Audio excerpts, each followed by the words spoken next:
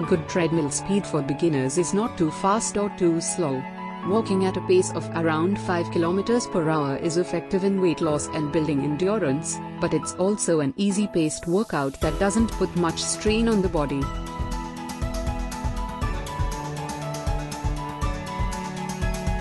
Jogging is faster than walking pace. You can expect to be able to say less words while jogging because your tongue will not have as much work. Jogging speed should be 6 to 8 km per hour on treadmill.